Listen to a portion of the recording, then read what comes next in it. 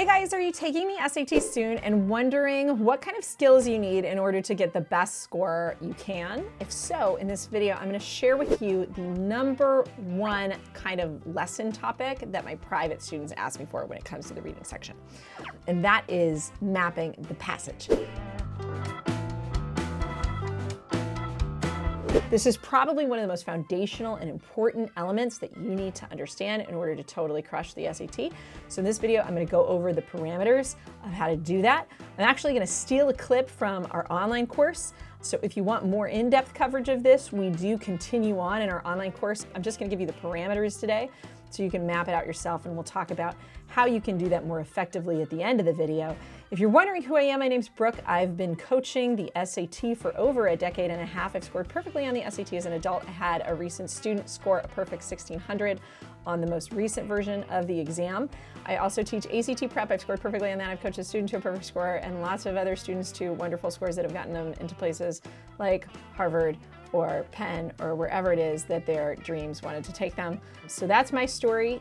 If you want to know all my secrets of test prep, we have 2 online courses, the best SAT prep course ever, the best ACT prep course ever, SupertutorTV.com. Definitely go check them out. And like I said, you're going to see a little sneak peek today of kind of what we have there. So that's cool. If you're taking the ACT also, I have a couple of books that are available on Amazon, the best ACT math books ever. We also provide email feedback, so if you have any questions on anything in your books or if you've purchased them, please feel free to reach out. We're also on Instagram, Facebook, and Twitter. All those are totally free, and so is our mailing list, SupertutorTV.com/subscribe. Subscribe to our mailing list. We'll send you any awesome deals we have going on and updates on new videos we have and possibly other fun things in our newsletter. We don't email you all the time, I promise. Cool. That's that. So let's get into this. Let's talk about what is mapping the passages and how do you do it. It's essentially how you read your passage. That's what we're going to talk about. So here we go. We're going to go through the basic steps of how to map the passage and how to do like a good clean read of the passage, because approaching the passage correctly is really critical down the line to getting the questions right. So this is one of the first things that I start with. My first piece of advice is always read the intro information. The passage that I pulled for this particular section as an example is one that I just pulled. It's like some 19th century literature, some oldie goodie, kind of hard to understand stuff. And if you're wondering what I mean by the intro information, it's this jazz that's kind of like in italics and bold at the top here. Like if you looked at that in a real SAT, which I can do with you guys right now. I can just pull up like practice test 1 here, which I have here. You can see it's like up here. So mine is in bold. It's not exactly the same. You have this part in bold. You don't need to read that. But this piece right here, like this is Virginia Woolf, you have to read this because sometimes, not always, the information up here can be like super critical. And if you don't look at it, everything can like totally fall apart. And that's what I purposefully engineered. And I probably engineered it to the point that it is so critical here that like it's ridiculous. And the SAT was usually not this extreme, but you've been warned. Always read your intro information. These purple items here are basically what I really am going after when I want to create a passage map. And some of you are like, what the heck is a passage map?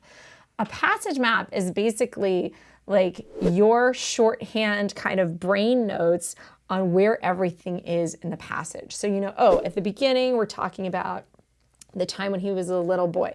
And then we get into his teenage years. And then over here, we fast forward to his adulthood. And then this is about something that happened last week when he went to the ocean. Okay, so you can kind of track where the plot's going and where each segment is of the story, that kind of good stuff, okay? So here's what I'm doing as I'm mapping the passage. First thing, I know the summary or main idea of each paragraph. As I read, my goal with every paragraph is what do you mean? What are you about? What's the big point? And that's what I'm doing. I'm squeezing as I go through my passage. I'm just grabbing like, what's my main idea? And so that's the first thing that I'm really after right here, okay? A note for you guys, if for some reason you don't get something on first read, my whole thing is do not reread, okay? I don't want you rereading and rereading and rereading. That's just like a huge waste of time, because the truth is you have no idea if any particular one line is even going to be asked about in any of the questions. And you might spend 10 minutes or 2 minutes or 30 seconds trying to understand something in the passage that actually doesn't matter at all. So for that reason, I don't like to reread in the moment. And the other reason I don't really like to reread is oftentimes you can get enough for a passage map without completely 100% understanding what something says. And if there is a question about it, which most of the time when something's tricky, there's probably a question about it. But if there is a question about it, you will have to come back anyway to really understand it and make sure you didn't make any mistakes. So that's the point in time at which you can really try to digest that little nugget. But if you know kind of what it's about, you're good. Cool. So if you don't get something, at least know what it is and where it is. And that just means that your bar can be a little bit lower when you're mapping a passage. You don't have to understand everything. You can just know kind of what it's about. Maybe she's talking about how maybe she's mad at her dad, but you don't quite understand. Is she mad at her dad? Is she not mad at her dad? Well, I don't know, but that's the part about controversial talk with her dad. And I don't quite know what it means, but I know that's what's there. Cool. So that's kind of like I lower my bar sometimes so I don't have to reread and reread and reread so that I can get through the passage as a whole. And then I can come back and really get into the details later, because I'm going to have to do that anyway because these questions are so challenging. Okay, next thing that I'm really reading for is the author's tone and or take, aka vibe. And vibe is one of the things I'm going to talk about in these 5 videos. Vibe is everything, people, and vibe is so important. So it's really important that I get the gist, I get the vibe, I get the tone. And where does vibe come from? Where does tone come from? It comes from diction usually. And diction is essentially like all the word choice that goes into the passage. So for example, in this passage, we have like cold clearness of the lower light, and we've got like alliteration, right? They were looking towards the tomb, looking towards me.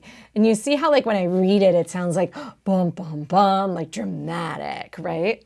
That's what I mean by tone or vibe. You want to get the tone, you want to get the vibe, you want to have like this emotional feeling. I sometimes like to approach the SAT like an actor, like a thespian who's been given lines in a play and I need to perform them, right? So like I'm literally performing passages in my head, because when I perform them, I get a sense of them in a way that helps me then answer the questions. This test is not purely logical, it's very much emotional, and some of the hardest questions on the exam are going to be asking you about that emotion or vibe, as I sometimes like to call it. So always know that tone or the vibe, what the take is, what that emotion is. Next thing we need to find is what we call the primary purpose of the passage as a whole, and that's like, why does this passage exist, or what's the point, or what happens in the story. This obviously varies depending on whether you have like a scientific essay or whether you have a historical piece or whether you have a narrative or whatever. But in any case, you need to know what's the purpose or what's the main idea. And we have a whole segment where we talk about primary purpose questions. So I'll get more into that when I get into the videos that are about specific question types. But just know that that's something that you do want to read for. It's almost always a question. And even when it's not a question, the main idea generally informs so many answer choices. So it's so critical that you understand that, because that's really your anchor that you're going to be able to work from in order to get other questions right. And then finally, we want to track the structure of the piece. And that's what I was talking about before when you were like, what's a map, right? Or I was assuming that you were thinking that. That's kind of this. It's kind of the same thing, but it's just putting it all together and zooming out and kind of like coming up with your whole kind of overview, right? That's the goal by the time I get to the end of the passage. All right, cool. I hope you guys found that overview helpful. Now, here's what to do now. How do you integrate this into your own study plan? Well, one, I would suggest that right now you go find yourself an SAT passage. Where do I find an SAT passage, Brooke? Well, you can head to our resources page. We have links to all 10 of the officially released College Board exams that you can download totally for free. Then print it out, get it out for yourself, and practice mapping the passage yourself. A frequently asked question I get from students is, should I write down my notes as I map the passage? I would say when you're starting out, it's a great idea. I would say as you progress, what I do is I just circle words instead of like writing down, because writing is very time consuming. So I circle the keywords that are like my map. And sometimes I write down a word or two, but not all the time. And more than anything, I just impress upon my brain, okay, that's what the main idea is. That's what the main idea is. And I'm scoping through the whole passage and understanding kind of where each piece lies so that I know where to go back to. So That's kind of how I do it, but you guys can test it out, try it out. It might take you a little bit longer to map a passage the first couple times you do it, and that's okay. Usually my recommended length for reading a passage is 2 to 3 minutes. So when you first map, you might be a little bit over that, and that's cool, but try to get your timing down to 2 to 3 minutes per passage, and then you're gonna be in a good state. So start practicing now, and that's about it for today. I hope you guys like this video. If so, please give it a thumbs up. Subscribe to our channel if you haven't already, because we have lots more totally free tips right here on YouTube. So check them out. Good luck mapping your passages. If you're taking the SAT soon, fingers crossed for you guys. Let us know how you do in the comments below. And I will see you guys next time. Thanks so much for watching. Ciao.